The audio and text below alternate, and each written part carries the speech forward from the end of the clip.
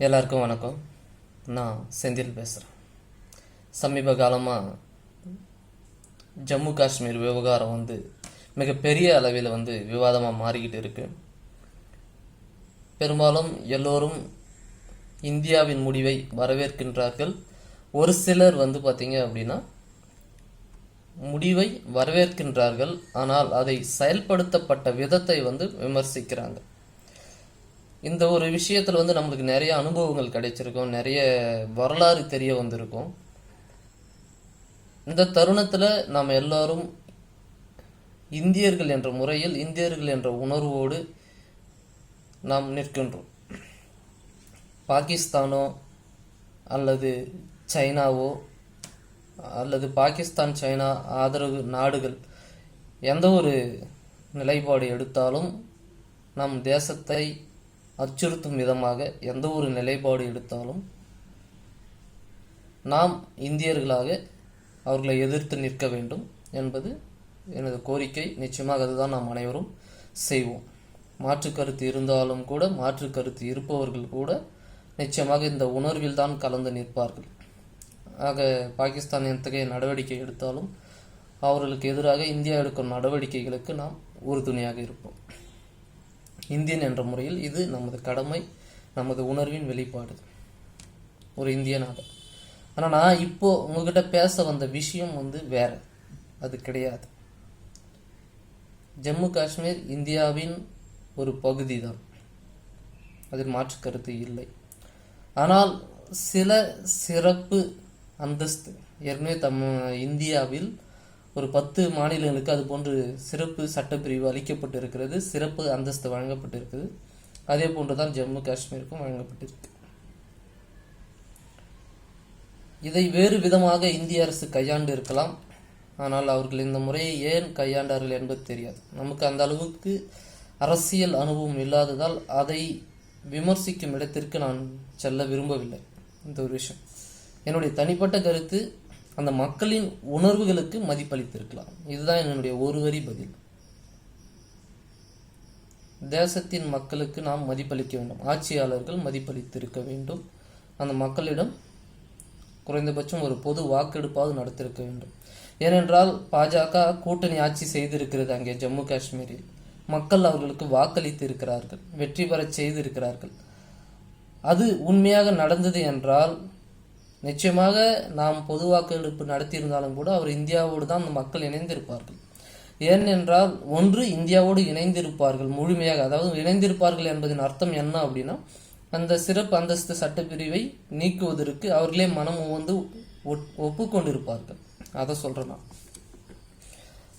அது மற்றொன்று, அவங்க எங்களுக்கு நாங்கள் இந்தியர்களாகத்தான் இருக்கின்றோம், ஆனால் அந்த சிறப்பு அங்கீகாரம் இருக்கட்டும், அது எங்கள் மக்களையும் மண்ணையும் காப்பாற்றுவதற்கு உதவுகின்றது என்று அந்த மக்கள் சொல்லியிருக்கலாம். இதில் ரெண்டுல ஏன்னா ஒரு முடிவு தான் அந்த மக்கள் எடுத்திருப்பாங்க. ஒருபோதும் அவங்க இந்தியாவை விட்டு விலகி போக விருப்பப்படுறோம், எங்களுக்கு தனி நாடு கொடுங்க அப்படிலாம் அந்த மக்கள் கோரிக்கை வச்சிருக்கவே மாட்டாங்க. அவங்கள சுற்றி இருக்கிற ஆபத்தை அந்த மக்கள் நன்றாக உணர்ந்து இருக்கிறாங்க. பாகிஸ்தான் வசம் சென்றால் என்ன நிலைமை உருவாகும், நிம்மதியாக வாழ முடியுமா, தீவிரவாதம் எவ்வளவு பெருக்கும் என்பதையெல்லாம் நிச்சயம் அந்த மக்கள் உணர்ந்திருப்பார்கள். பாகிஸ்தான் போன்ற ஒரு தீவிரவாத நாடோடு என்றும் ஜம்மு காஷ்மீர் மக்கள் சேருவதற்கு வாய்ப்பே கிடையாது. 2 காரணங்கள். தீவிரவாதத்தை அவர்கள் விரும்பவில்லை, மதவாதத்தை அவர்கள் விரும்பவில்லை. ஆகவே அவர்கள் அந்த முடிவை எடுக்க மாட்டார்கள். இதுதான் ஜம்மு காஷ்மீர் விவகாரத்தில் என்னுடைய நிலைப்பாடு. மத்திய அரசு அந்த மக்களுக்கு மதிப்பளித்திருக்கலாம், அந்த மக்களின் உணர்வுகளுக்கு மதிப்பளித்து ஒரு பேச்சுவார்த்தை நடத்தி ஒரு கொண்டாட வேண்டிய ஒரு நிகழ்வை, அதாவது ஒட்டுமொத்த இந்தியாவும் ஜம்மு காஷ்மீர் மக்களோடு இணைந்து கொண்டாட வேண்டிய ஒரு நிகழ்வை நாம் மட்டும் கொண்டாடுகிறோம். அந்த மக்கள் கொண்டாடுகிறார்களா இல்லையா, அங்கே என்ன நிலைமை, உண்மையான நிலைமை என்ன என்பது யாருக்கும் இதுவரை தெரியாது. ஊடகங்கள் என்ன சொல்கிறதோ அதை தான் நம்பிக்கொண்டிருக்கிறோம். சரி, விஷயத்துக்கு வருவோம். ஒரு முடிவை எடுத்தாச்சு, அந்த முடிவு விளைவுகளை ஏற்படுத்தினாலும் இப்போ உலக அரங்கில் அது ஒரு பேச்சு பொருளாக மாறி இருக்கு. அது பிரச்சனை இல்லாத எத்தகைய தாக்கத்தை ஏற்படுத்தினாலும் இந்திய அரசிற்கு அதன் முடிவுகளுக்கு நம்ம வந்து இந்தியர்கள் என்ற உணர்வின் அடிப்படையில் பக்கபலமாக இருப்போம், ஆதரவாக இருப்போம். அது ஒரு விஷயம். ஏன்னா அண்டை நாடுகள் வந்து அச்சுறுத்தும் அளவிற்கு நாம் வந்து பலம் குறைந்தவர்கள் அல்ல, ஒற்றுமை அற்றவர்கள் அல்ல. இதை வந்து நம்ம இந்திய அரசோடு பிரதமர் மோடியோடு பின்னின்று நாம் வலு சேர்ப்போம். ஆனால் நாம் இப்போ கேட்க வேண்டியது, நம்மை நாமே கேட்டுக்கொள்ள வேண்டிய ஒரு முக்கியமான கேள்வி எனக்குள் உதித்திருக்கு. அது உங்களுக்குள்ளும் இருக்கணும் அப்படின்னு நான் நம்புகிறேன். என்ன அப்படின்னா, நாம் எதிர்பார்க்குற இந்தியா எது? இந்த கேள்வி நிச்சயமாக நீங்கள் கேட்டாகணும் ஒவ்வொருத்தரும். இன்றைய காலகட்டத்தில் இந்தியா எப்படி உருவாக்கப்பட்டது, அது உருவானதிலிருந்து இப்போ இது வரைக்கும் எப்படி இயங்கிக்கிட்டு இருக்கு, இனிமேலும் இப்படித்தான் இயங்குமா, எது இந்த இந்தியாவிற்கு உலக அரங்கில் வந்து நல்ல பெயர் வாங்கி கொடுத்துருக்கு, புகழை வாங்கி கொடுத்துருக்கு, இதெல்லாம் நம்ம சிந்திச்சு பார்த்து ஒரு முடிவு எடுக்கணும். இந்தியா வந்து பார்த்தீங்க அப்படின்னா பல நாடுகளை இணைத்து ஒரு நாடாக உருவாக்கப்பட்டு இருக்கு. இந்தியாவில் இருக்கின்ற ஒவ்வொரு மாநிலமும் ஒரு நாடு. ஒவ்வொரு நாட்டிற்கும் ஒரு மொழி உண்டு, ஒரு கலாச்சாரம் உண்டு, ஒரு பண்பாடு உண்டு, ஒரு நீண்ட நெடிய வரலாறு உண்டு. இதையெல்லாம் இணைத்து நாம் ஒன்றாக அடிமைப்பட்டு கிடந்த ஒருவனிடத்தில், அந்த ஒருவனிடத்தில் நாம் ஒன்றாக ஒன்று சேர்ந்து நம்மளுடைய சுதந்திரத்திற்காக போராடினோம், சுதந்திரம் வாங்கினோம். அந்த கூட்டு முயற்சியின் அடிப்படையில், அந்த ஒரு நட்பின் அடிப்படையில் இன்று இந்தியாவாக நாம் ஒன்றிணைந்து இந்தியனாக நம்மை பறைசாற்றி கொண்டிருக்கின்றோம். இந்தியாவின் பெருமையே வேற்றுமையில் ஒற்றுமைதான். இங்கே பல மொழிகள் பேசும் மக்கள் இருக்கிறார்கள், பல பண்பாடு கொண்ட மக்கள் இருக்கிறார்கள், பல கலாச்சாரம் கொண்ட மக்கள் இருக்கிறார்கள், பல வழிபாட்டு முறைகளை கொண்ட மக்கள் வாழ்கிறார்கள். இது எல்லாம் இருந்தும் இந்த தேசம் ஒற்றுமையாக இருக்கின்றது, வளர்ச்சி பாதையை நோக்கி செல்கிறது. இந்த ஒரு சிறப்புகள் தான் நமக்கு வந்து உலக அரங்கில் நல்ல பெயரை வாங்கி கொடுத்துட்டு இருக்கு. இதுதான் நாம் வாழ்ந்து கொண்டிருக்கின்ற இந்தியா, இதுதான் நாம் விரும்பி கொண்டிருக்கின்ற இந்தியா, இதுதான் நாம் எதிர்பார்க்கின்ற இந்தியா. நான் நம்புறேன் நீங்க எல்லாரும் இந்து, இஸ்லாமியர், கிறிஸ்தவர்கள், வேற எந்த மதமாக இருந்தாலும் எல்லாரும் விரும்பக்கூடிய இந்தியா நான் இப்போ சொன்ன அந்த இந்தியாவாக தான் இருக்கும். நான் உளமாற நம்புகிறேன் எல்லாரையும். இல்லை ஒருவேளை பாஜக, ஆர்எஸ்எஸ், நான் ஏன் பாஜக அப்புறம் ஆர்எஸ்எஸ் சொல்கிறேன் அப்படின்னா, பாஜக முன்ன நின்று வேலை செஞ்சுட்டு இருக்கு, அதுக்கு பின்னாடி ஆர்எஸ்எஸ் நின்று வேலை செஞ்சுக்கிட்டு இருக்காங்க. அவங்களுக்கு ஒரு சித்தாந்தம் இருக்குது, அவங்களுக்கு ஒரு நம்பிக்கை இருக்குது. அவங்க என்ன நம்புகிறாங்களோ, அவங்க சித்தாந்தத்தை கொள்கையை என்ன ஏற்றுக்கிட்டு இருக்காங்களோ, அதை சார்ந்து ஒரு இந்தியாவை உருவாக்குவதற்கு அவங்க முயற்சி பண்ணிட்டு இருக்காங்க. அது ஒரு இனக்குழுவின் முயற்சி. தமிழர்கள் ஒரு இனம், கன்னடர்கள் ஒரு இனம், மலையாளிகள் ஒரு இனம் என்பதை போல அவர்கள் ஒரு இனம். அந்த இனம் வந்து ஒரு இந்தியாவை தன்னுடைய நம்பிக்கை சார்ந்து, சித்தாந்தம் சார்ந்து உருவாக்க முயற்சி செய்து கொண்டிருக்கிறார்கள். அந்த முயற்சி, அவர்கள் உருவாக்க நினைக்கும் இந்தியா என்பது இப்பொழுது நான் கூறினேன் அல்லவா, வேற்றுமையில் ஒற்றுமை, பல பண்பாடு, பல இனம், பல வரலாறு, பல மொழி, பல கலாச்சாரம் என்று இது எல்லாவற்றையும் சிதைக்கக்கூடிய இந்தியாவாக அவர்கள் உருவாக்க நினைக்கிறார்களோ என்பது என்னுடைய ஐயம், என்னுடைய பயம். அதற்கான வேலைகளில் அவர்கள் இறங்கி இருக்கிறார்களோ என்பதுதான். ஆக நீங்கள் எல்லோரும் தயவுசெய்து உளமார்ந்து உங்கள் உள்ளத்தை உண்மையாக வைத்துக்கொண்டு ஒரு கேள்வி கேட்டுக்கொள்ளுங்கள். நீங்கள் விரும்பும் இந்தியா எது? இப்பொழுது இருக்கும் இந்தியாவா, அல்லது நான் சொல்கிறேன் அடுத்த இந்தியா எப்படி அவர்கள் படைக்க விரும்புகிறார்கள் பாஜக, ஆர்எஸ்எஸ் என்று, அந்த இந்தியாவை நீங்கள் நேசிக்கின்றீர்களா என்று யோசியுங்கள், நல்ல முடிவாக எடுங்கள். பாஜக, ஆர்எஸ்எஸ் உருவாக்க நினைக்கின்ற இந்தியாவில் ஒரே மொழிதான் இருக்கும், அது இந்தி மொழிதான்.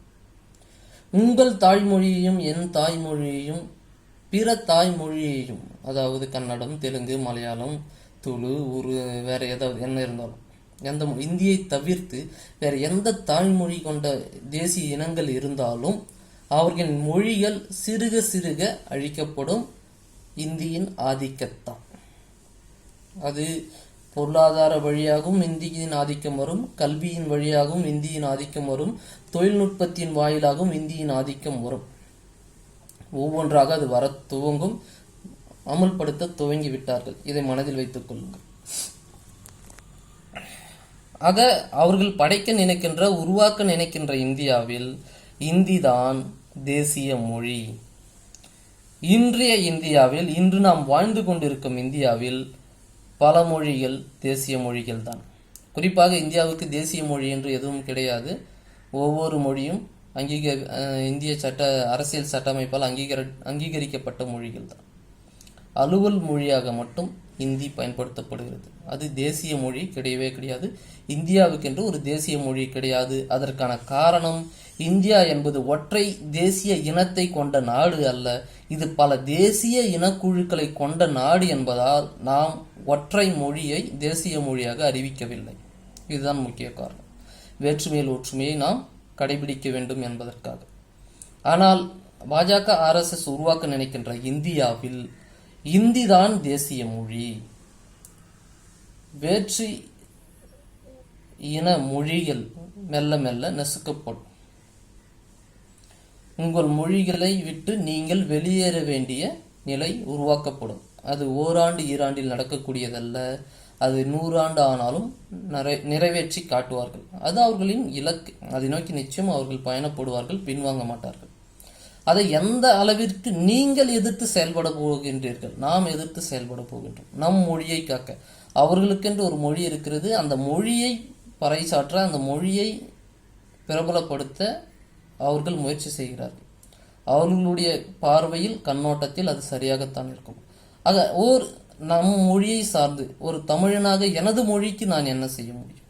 எனது மொழியை நான் எப்படி காப்பாற்ற முடியும்? எனது மொழியை நான் எப்படி வளர்க்க முடியும்?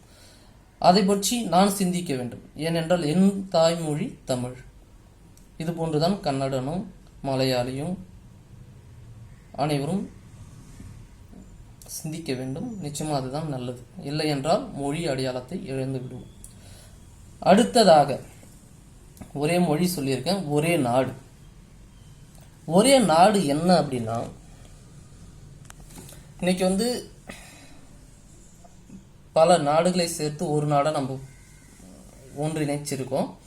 ஒவ்வொரு மாநிலமும் ஒரு நாடு. இன்றைய இந்தியாவில், நாம் இப்பொழுது வாழ்ந்து கொண்டிருக்கும் இந்தியாவில் ஒவ்வொரு மாநிலமும் ஒரு நாடு. ஒவ்வொரு மாநிலங்களுக்கு இடையிலும் ஒரு எல்லை உண்டு, வரையறை கோடுகள் உண்டு. எல்லை எதுவரை என்பது வரையறுத்து வைத்திருக்கின்றோம். பாஜக RSS உருவாக்க நினைக்கின்ற அந்த இந்தியாவில் மாநிலங்கள் அகற்றப்படும். அதாவது நாடுகள் அகற்றப்படும், மாநிலங்கள் இருக்காது, எல்லை கோடுகள் இருக்காது, ஒரே தேசம். பார்த்து அடுத்தது, ஒரே மதம். இன்று இருக்கின்ற இந்தியாவில் நாம் விரும்பி ஏற்றுக்கொள்ளக்கூடிய மதத்தை நாம் தேர்ந்தெடுக்கும் உரிமை நமக்கு உண்டு. வழிபட நமக்கு உரிமை உண்டு. மதமாற்றங்கள் நடக்கின்றது, காசுக்காக கூட நடக்கின்றது. அது ஒரு தொழிலாகவே மாறிவிட்டது என்பதையெல்லாம் நாம் ஒப்புக்கொள்வேன். அதையெல்லாம் நான் மறுக்கவில்லை. அது நடந்து கொண்டுதான் இருக்கிறது. ஆனால் ஒரே மதம்தான் ஒரு நாட்டில் இருக்க வேண்டும், அதுதான் அந்த நாட்டின் மதம், வேறு மதம் இருக்கக்கூடாது என்ற கண்ணோட்டத்தை நோக்கி செல்வது மிக ஆபத்தானது. அந்த ஒரு ஆபத்தான நிலையை நோக்கித்தான் புதிய இந்தியா செல்கிறது. பாஜக RSS என்ன நினைக்கிறார்கள்? அனைவரும் சனாதன தர்மத்தை ஏற்றுக்கொள்ள வேண்டும், அனைவரும் இந்துக்களாக வாழ வேண்டும். அந்த சனாதன தர்மத்தில், அந்த இந்து மதத்தில் சில கோட்பாடுகள் இருக்கின்றன, சாதிய படிநிலைகள் இருக்கின்றன. அதையெல்லாம் ஏற்றுக்கொண்டு அதை நோக்கி நாம் செல்ல வேண்டும் என்ற ஒரு நிலையை இவர்கள் கொண்டு வருவார்கள் புதிய இந்தியாவை. ஆக ஒரே நாடாக இருக்க வேண்டும், மாநிலங்கள் அகற்றப்பட வேண்டும், எல்லைகள் அகற்றப்பட வேண்டும், ஒரே மொழியாக இருக்க வேண்டும், அது இந்தி உள்ளே வர வேண்டும், மெல்ல மெல்ல பிற மொழிகளை அது அழிக்க வேண்டும். அடுத்ததாக, ஒரே மதமாக இருக்க வேண்டும். அனைவரும் சனாதன தர்மத்தை ஏற்றுக்கொண்ட இந்துக்களாக, இந்தியர்களாக இருக்க வேண்டும். இதுதான் இவர்கள் காணும் இந்தியா. அடுத்தது, இவர்கள் அரசியலமைப்பு முறையையே அகற்றி விடுவார்கள் இவர்களின் புதிய இந்தியாவில். நிச்சயம் இது நடக்கும். ஒரு குரு சபையின் மூலமாக, நேரடியாக சொல்லுவோம், RSSஇன் தலைமையின் கீழ் இந்த நாடு இயங்கும். RSSஇன் உத்தரவுகளுக்கு ஏற்ப இந்த நாட்டில் அனைத்தும் நடக்கும். இவர்கள் உருவாக்க நினைக்கின்ற இந்தியாவில். ஆக அடிப்படையில் இன்று பல இனங்கள் இருந்தாலும் இவர்கள் மெல்ல மெல்ல என்ன செய்வார்கள், இந்தியை தாய்மொழியாக கொண்ட மக்களை, இந்தி பேசும் மக்களை இந்தி பேசாத அனைத்து மாநிலங்களை நோக்கி பரப்பி விடுவார்கள்.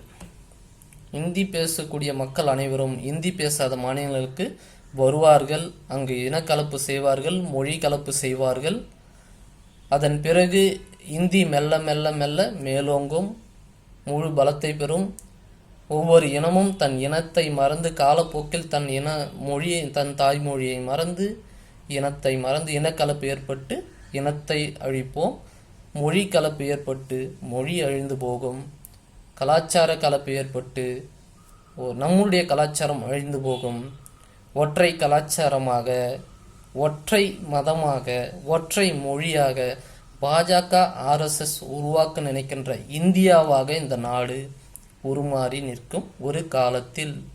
எப்போது இது சாத்தியமாகும்? நீங்கள் வெறும் இந்தியன் என்ற உணர்வோடு மட்டும் நின்று யோசித்தால் இது கூடிய விரைவில் சாத்தியமாகும்.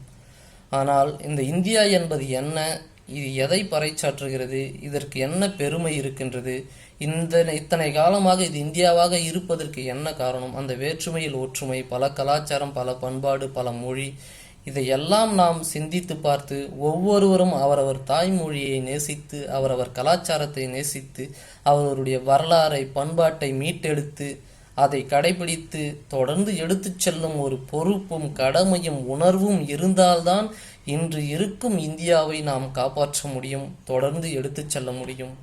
ஆனால் வெறும் நான் இந்தியனாக மட்டும்தான் இருப்பேன், வெறும் இந்தியன் என்பதற்குள் எதுவுமே கிடையாது. இந்தியன் என்பதற்குள் பல மொழி, பல கலாச்சாரம், பல இனம், பல பண்பாடு, இதுதான் இந்தியன் என்பது, இந்தியன் என்று பறைசாற்றக்கூடியது. ஆனால் இன்று பலர் நினைத்து கொண்டிருக்கும் நான் இந்தியன் என்ற உணர்வை பலர் எப்படி நினைச்சிட்டு இருக்காங்க அப்படின்னா, தன்னுடைய மொழியை மறந்து அல்லது விட்டு கொடுத்து, தன்னுடைய இனத்தை மறந்து அல்லது விட்டு கொடுத்து, கலாச்சாரம் பண்பாட்டை மறந்து விட்டு கொடுத்து, இந்தியா என்ற ஒரு எதுவுமே அற்ற ஒரு சொல்லுக்காக தான் இவ்வளவு தூரம் ஒரு தியாக மனப்பான்மையோட புரிதல் என்று எல்லாரும் செயல்பட்டுக்கிட்டு இருக்காங்க. அது மிக தவறான முன்னுதாரணம், தவறான ஒரு பாதைக்கு நாளைய இந்தியாவை அழைத்து செல்லும். அதனால் புரிஞ்சுக்கங்க, நாம் அனைவரும் இந்தியர்கள். அந்த இந்தியர் என்பது வேற்றுமையில் ஒற்றுமை. இங்கே இருக்கக்கூடிய பல கலாச்சாரங்கள், பண்பாடுகள், மொழிகள், தேசிய இனங்கள் அனைத்தும் காக்கப்பட வேண்டும், வளர்த்தெடுக்கப்பட வேண்டும். அதன் வழியாக வேற்றுமையில் ஒற்றுமை கண்டு நாம் அனைவரும் இந்தியாக தலை நிமிர்ந்து நிற்க வேண்டும். இந்தியாவை வளர்ச்சி பாதைக்கு அழைத்துச் செல்ல வேண்டும்.